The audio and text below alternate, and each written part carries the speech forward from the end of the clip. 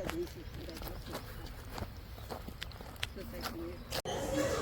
ભાઈ 12 વાગ્યા છે ને ભાઈ આપણે જમવાનો ટાઈમ થઈ ગયો છે ને આપણે સવારનો આપણો પ્લોટ રાખ્યો ને અહીંયા મમ્મીને આપણે પ્લોટ બતાવવા લઈ ગયા હતા. ત્યાંથી આપણે સીધા આવી સવારમાં આપણે પહેલાં ઉઠીને જ કામ કર્યું. અને ભાઈ અત્યારમાં જિજ્ઞેશ દાદાની કથા સાંભળે છે. યોગી ચોકમાં બેઠી છે ને જિજ્ઞેશ દાદાની કથા તો બધા સાંભળી રહ્યા છે. જમવાનું થઈ ગયું છે રેડી. હા મારા બા આજનો દી છે. કાલ તો દેશમાં વહી જવાના છે. આ બધાને જવાનું હતું પણ આ બધાને ન હોય. અહીંયા જ રેડી છે બધા. મામાને ઘરે જવું હોય તો શું થઈ ગયું? મેન તો ગામડે જવાય ને. મામાને ઘર તો અહીંયા જ છે. ક્યાં આગું છે?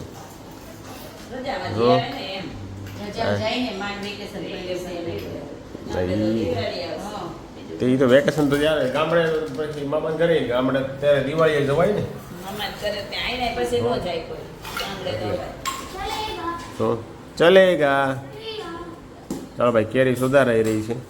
આપણો રસ છે. આપણે રસ ખાવાનો છે આમાં. કેમ કે આપણે બપોરે રોજ ટિફિન હોય ને એટલે આપણે રસ કે એવું કેરી કંઈ આવે નહીં. એટલે આજ શનિ રવિ છે ને તો આપણે બપોરે કેરી રસ ખાઈ લઈએ. બાકી ચાલો બાકી જમી લઈએ.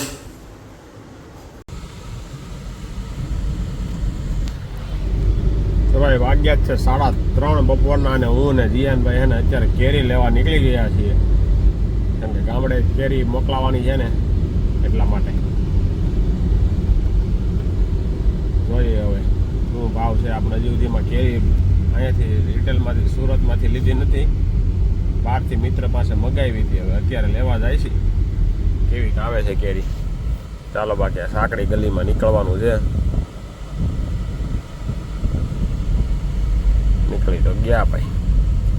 ખતરનાક તડકો છે આજે. કાલે હાવ નહોતો. આજે પાછો ઓવર તડકો થઈ ગયો ને એવું લાગે છે. એક દીમાં પાછો ફૂલ તડકો વધી ગયો ભાઈ. જોરદાર તડકો થઈ ગયો છે ભાઈ. ચાલો ભાઈ જોઈએ હવે ભરૂચ આપણે વલસાડની કેવી કેરી આવે છે. આપણે લગભગ વલસાડની અત્યારે સારી કેરી અત્યારે આવતી હોય ને તો વલસાડની આવતી છે. ધરમપુર વલસાડની. ગીર કરતા છે. ગીર કરતાં થોડીક મોડી આવે થોડીક એવી. બાકી આવે મસ્ત. ચાલો બાકી હવે જઈએ ત્યાં.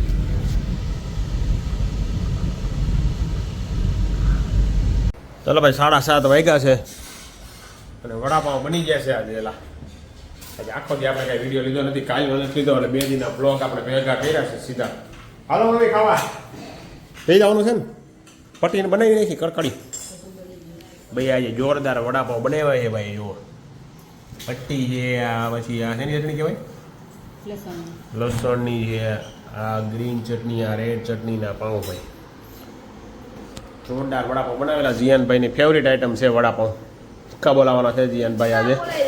હા હો હા. ચાલો ભાઈ બાકી જમી લઈએ. અલે થાળી દે બાને.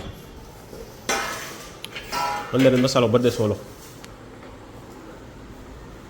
તીખું ભાઈ માપમાં એલા ઈ હું જોતો ઈ ચટણી ભર્યું જોતો. આને બે ચટણી વાળી આમ જોતો નથી તીખું.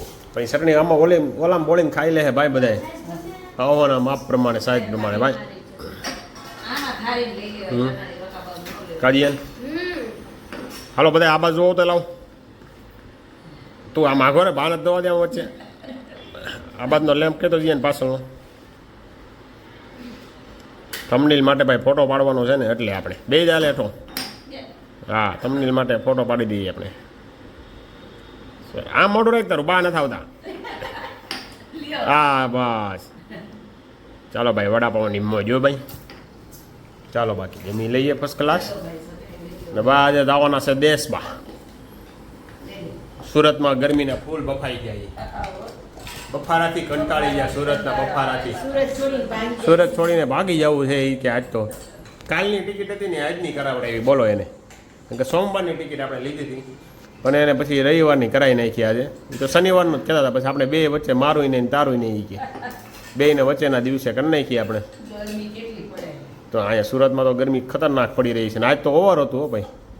બહુ હતું આજ. 5 વાગે હું અનિલના મેળાઈ ગયું તો ત્યાં એટલી ગરમી. ચાલો બાકી જમી લઈએ ફર્સ્ટ ક્લાસ.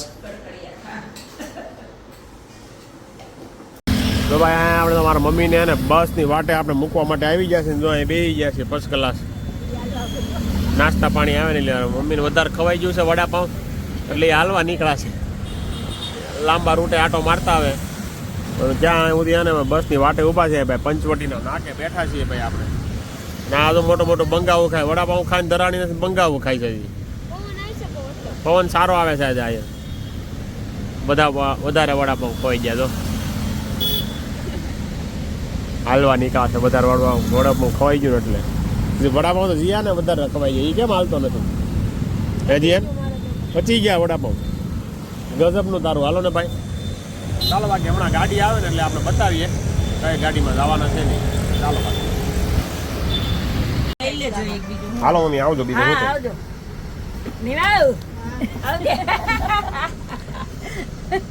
સારું હાલો બેહાડી દીધા છે બસમાં ભાઈ ચાલો બેવું છે હમાઈ જઈશું હા બેવું નહીં સારું હાલો મમ્મી કાંઈ નહીં સારું હાલો